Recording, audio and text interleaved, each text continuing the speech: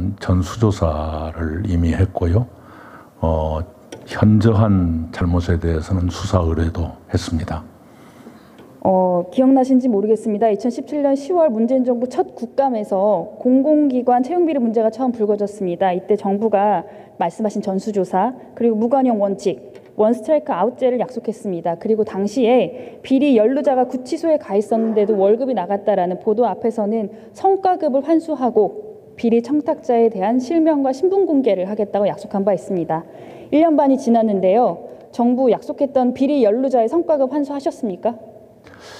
네, 좀 알아봐야 되겠습니다만은 기존의 성과에 대한 평가를 그 후에 발생한 또는 그런 법리적인 문제가 혹시 있었지 않나 싶습니다. 좀 자세한 건 알아봐야겠습니다. 네, 성과급 환수 아직 안 하셨고요.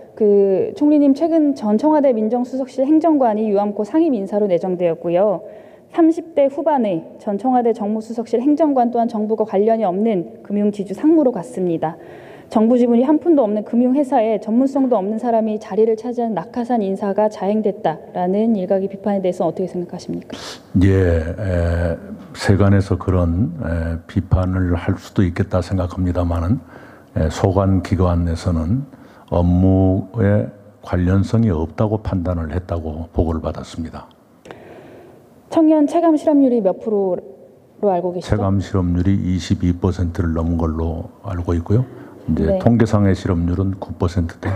네, 오늘자로 체감 실업률이 25%를 넘었습니다. 국가적 재난이라고까지 이야기한 상황에서 정부가 청년에게 양질의 일자리를 만들어주지는 못해도 적어도 뺏지는 말아야 할 텐데요. 9년 전에 30대 후반의 청와대 제2대변인이 KT 본부장급 전무로 자리를 옮겼습니다.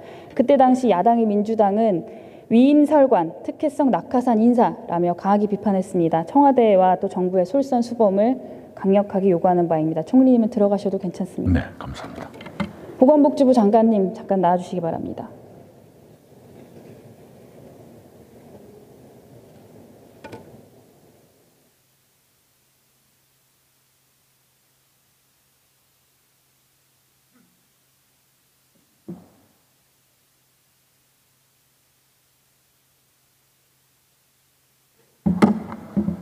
네, 장관님, 기성세대와 청년세대 간의 세대 갈등을 유발하는 가장 대표적인 사회 구조 문제가 뭐라고 생각하십니까?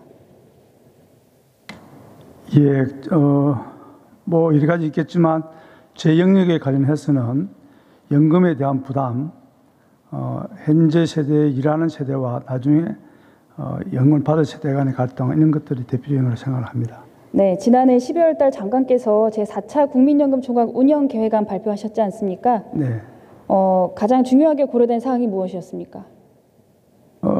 연금 기금을 장기적으로 안정을 시키는 것, 그리고 가장 중요시했던 것은 실천 가능한, 실현 가능한 대안을 작성하는 것, 그것이 연금 계획안을 작성한 데서 가장 유의한 사항입니다. 여러 이해 당사자들과 전문가의 입장을 골고루 들어서 계획안을 발표하셨다고 발표하셨는데요. 제가 보니까 그 내용 어디에도 미래 세대의 부담을 줄이고 세대 형평성을 맞추기 위한 방안은 찾아볼 수가 없었습니다. 어떻게 생각하십니까?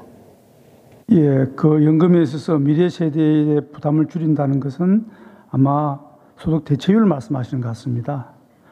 이 소득 대체율은 단기적으로 보면은 소득 대체율을 낮추는 것이 미래 세대의 부담을 줄이는 것이지만 그것이 현실적으로는 힘듭니다. 현재 연금을 기대하고 있는 분들의 기대의 여망에 부응하기 위해서는 소득 대체율을 낮추는 것은 사실상 불가능하다고 생각합니다. 불가능하다고 말씀을 하시면 안 됩니다. 그 불가능한 것을 가능하게 만드는 것이 장관님의 역할 아닙니까? 장관님, 이제까지 정부와 국가가 미래를 잘못 예측했고 또 제도 또한 잘못 설계했다는 지적과 비판이 청년들에게 굉장히 많은 상황입니다. 이 정부의 그간의 무능과 무책임의 부담을 미래 세대가 지는 것이 과연 정당하다고 생각을 하십니까? 국민연금 기금이 장기적으로 소진이 되고 그리고 그 일정 시기를 넘었으면은 부과 방식 내지는 다른 방식으로 바꿔야 된다는 것은 1986년에 연금 제도를 처음 설계할 때부터 이미 예정되어 있었고 그 설계의 기본 도구가 되었던 가장 큰 참고 자료가 되었던 국책연구기관의 보고서에도 이미 그게 명기가 되어 있습니다. 명기가 되어 있는 건 이 외에 지금 현실적인 대안이 마련되고 있는 건지를 여쭤본 겁니다. 네, 이번에 제안된 4차 연금개혁안에는 현실적인 대안을 담고 있습니다. 지금 어쨌든 각각의 세대가 양보와 조정을 통해서 계속 타협해 나가는 과정을 만들어 나가야 되지 않겠습니까? 그 안에 당사자인 청년 세대 입장이 충분히 반영되고 있다고 보십니까? 예, 충분하지는 않겠지만 세대 간의 갈등을 최소화할 수 있는 방안들을 담고 있습니다. 전체 유권자 및 경제활동 인구 중에 2030 세대가 35%가 넘습니다. 근데 대통령 직속 경제사회노동위원회 연금개혁특위위원 17명 중에 2030 세대 몇 명입니까? 어떤 특위를 말씀하셨습니까? 대통령 직속 경제사회노동위원회 연금개혁특위. 노사정위원회 말씀이시군요. 네. 거기에 지금 제가 알기로는 제 소관사항은 아닙니다만은 젊은 층을 대변하는 사람이 3분 정도 있는 것으로 알고 있습니다. 2명입니다. 네. 네. 장관님, 현재 가동되고 있는 그 연금개혁특위에 청년 몫을 더 배정하도록 경사노위 문성현 위원장에게 제안하실 생각 있습니까? 예, 그것은 제 소관은 물론 아닙니다만은 필요하다면 건의를 하겠습니다. 네. 두 번째로 제가 장관님께 제안드리고 싶은 것은 국민연금 청년 크레딧 신설입니다. 20대 청년에게 국가가 국민연금 납입액을 지원을 해서 전 국민이 국민연금 혜택을 공정하게 누릴 수 있도록 하자는 것이 본의원의 제안인데요. 어떻게 생각하십니까? 예, 국민연금의 크레딧은 전 계층에 크레딧을 주는 것은 그 자체의 크레딧의 의미가 없습니다. 그것은 우리가 출산이라든지 네. 군 입대라든지 특정한 경우에 본인의 의사와 무관하게 또는 본인의 의사와 달리 직업에 종사할 수 없는 그런 특정한 경우에만 크레딧을 주고 있습니다. 그런데 본인이 취업할 수 있는 기회가 있음에도 불구하고 취업하지 않는 사람에게까지 크레딧을 주는 것은 크레딧 원 제도와 취지와 어긋난다고 생각합니다. 전 지금 현 시점의 문제를 얘기하는 것이 아니라 현 세대보다 다음 세대가 더 내고 덜 받을 수밖에 없는 제도적인 허점과 부족함을 보완하기 위해서 지금 청년들의 특수한 상황에 대비한 크레딧을 신설해달라고 요청하는 것입니다. 예, 국민연금은 의원님도 잘 아시다시피 사회보험제도입니다. 보험 방식의 제도입니다. 우리가 특정 계층의 국민들이 소득이 모자라거나 어려울 때는 그분들을 지원할 수 있는 방법은 여러 가지 방법이 있습니다. 공공부조도 있을 수 있고 긴급지원도 있을 수 있고 또는 부조 방식도 있습니다. 그러나 국민연금은 기본적으로 보험 방식이기 때문에 본인이 취업하고 있는 동안 번 소득을 기초로 일정률의 보험료를 거두고 그것을 기반으로 해서 제도를 움직이는 것이 제도의 가장 큰 원리이기 때문에 그 원리에 상반하는 제도를 도입한다는 것은 저는 현실적으로 힘들지 않나 생각을 합니다. 제가 방금 말씀드렸듯이 현재 기성세대는 적게 내고 많이 받지 않습니까? 근데 미래세대, 청년세대는 많이 내고 적게 받을 수밖에 없는 구조가 있습니다. 미래세대로 갈수록 이 불리해지는 구조를 보완할 수 있는 방법이라고 저는 생각을 하는데 장관님께서는 그거 말고 다른 대안이 있으시다는 겁니까? 제가 말씀드렸습니다. 우리가 지금 현 노인 세대를 부양하는 데 있어서는 보험 방식이 아닌 공공부조 방식에 해당하는 기초연금을 도입을 했습니다. 저는 각 세대가 처하는 소득 위험에 대해서는 그 상황에 맞게 그리고 원리에 맞게 제도를 새롭게 창설하거나 도입하는 것이 더 타당하다고 생각합니다. 네, 들어가셔도 좋습니다. 국무총리님 앞으로 나와주시기 바랍니다.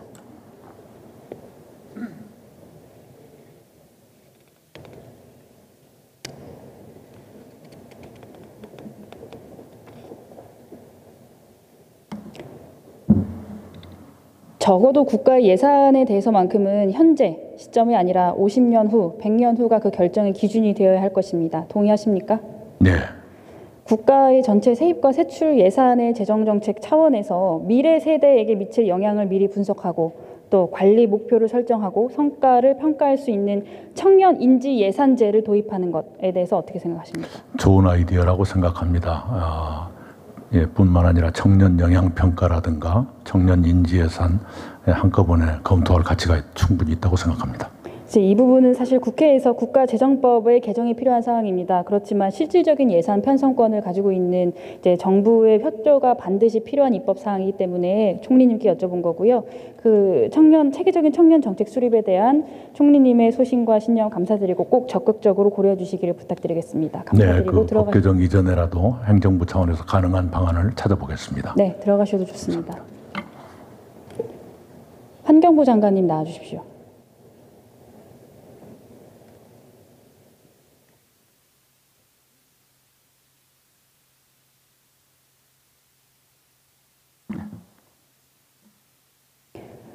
장관님, 지금 미세먼지 대책부터 쓰레기 처리 문제까지 정부의 환경정책에 대한 국민들의 우려와 불신이 높아지고 있습니다.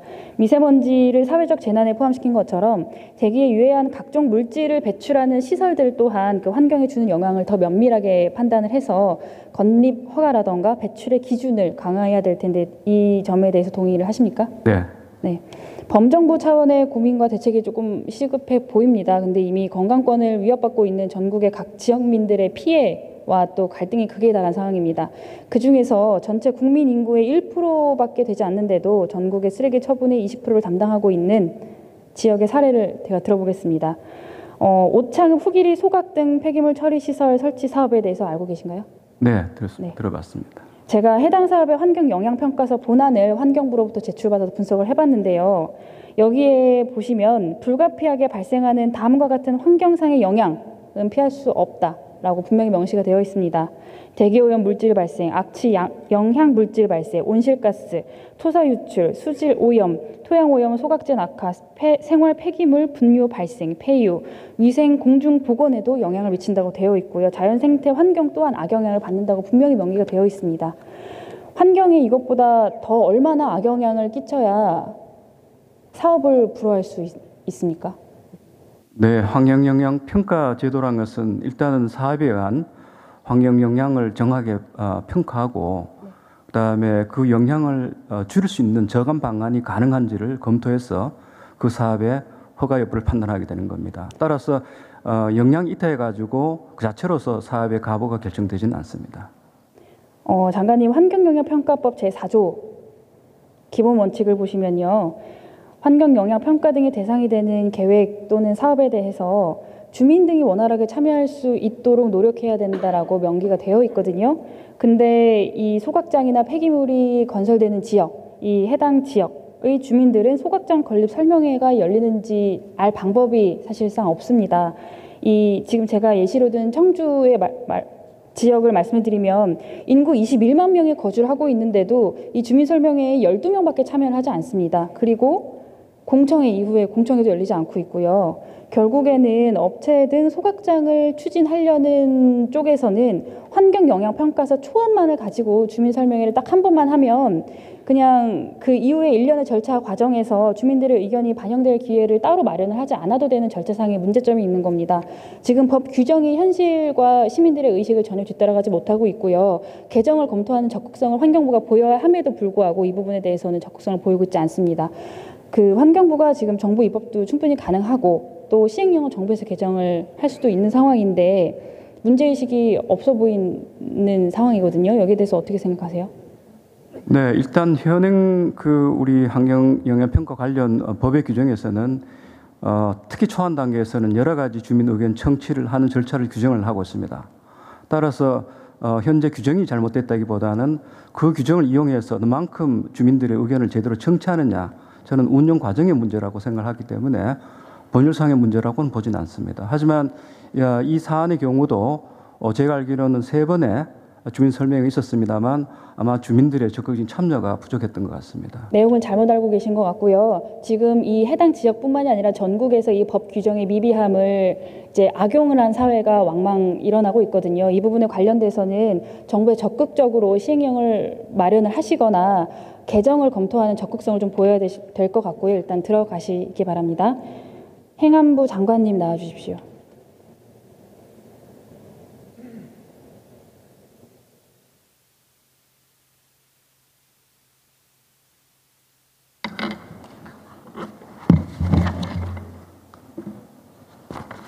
예, 말씀하시죠. 네, 장관님. 방금 제가 환경부 장관께 질의했던 내용을 잘 들으셨으리라고 생각합니다. 이게 전국의 각 지역에서 일어나고 있는 주민들과 업체 간의 갈등의 가장 흔한 소재입니다. 이 지역 청주에서 소각장을 추진하는 업체와 일부 주민들 사이에 수억 대의 군품이 오가는 사실들이 지금 밝혀지고 있습니다. 폐기물 설치 업체가 그 돈으로 환경을 건강을 사고 파는 행위가 나오고 있고 이것이 소각장 처리 시설 추진에 적극 협조해 주는 주민 동의에 해당한다고 생각하시진 않을 텐데요. 장관님 생각은 어떠세요? 예, 뭐 저도 의원님처럼 이런 부분들이 주민하고 충분한 소통 없이는 또 진행되지도 못합니다. 우선 집단 민원 때문에. 네. 국회 입조처 국민권익위의 확인 결과 돈을 주고받는 이러한 행위는 법적 근거 없고 당연히 불법 행위에 해당할 수 있다는 답변을 받았습니다. 행안부를 통해서 경찰청으로부터 받은 서면에는 구체적인 불법 행위가 확인되면 수사 착수 등 법적 조치 가능하다고 기재됐고요. 이 부분 관련돼서 사실관계 명확하게 확인해서 수사 착수를 검토하실 수 있겠습니까? 예, 아직까지는 뭐 사건이 접수되지 않은 것 같습니다. 만약에 접수되면 당연히 순리에 따라서 그렇게 철저히 수사하도록 그렇게 하겠습니다. 네, 감사합니다. 들어가셔도 좋습니다.